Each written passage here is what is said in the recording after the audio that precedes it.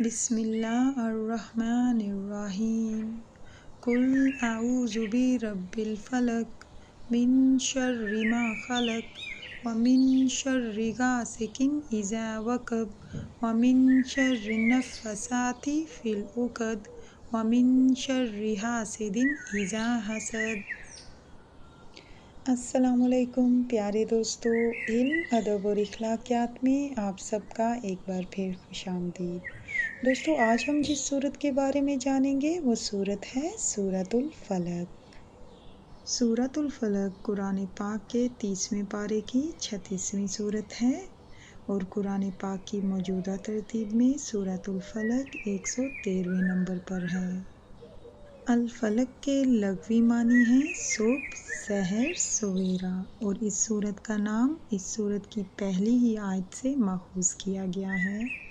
اور دوستو، سورۃ الفلق کے موضوع کے بارے میں اگر آپ بات کریں تو اس سورت میں 4 چیزوں سے پناہ مانگنے کی تلقین کی گئی ہے۔ نمبر 1، ہر چیز کی برائی سے جو اللہ نے پیدا کی۔ نمبر 2، رات کی تاریکی میں ہونے والی برائی سے۔ نمبر 3، گرہ میں پھونکنے والیوں کی برائی سے۔ اور نمبر 4، حسد کرنے والے کی برائی سے۔ سورۃ الفلق حضور صلی اللہ علیہ وسلم کی مکی زندگی کے ابتدائی دور میں نازل ہوئی، اور اگر آپ اس کی وجہ تسمیہ پوچھیں تو فلق کے معنی پھاڑنے کے ہیں۔ اس سے مراد رات کی تاریکی کو پھاڑ کر صبح کا نکلنا ہے۔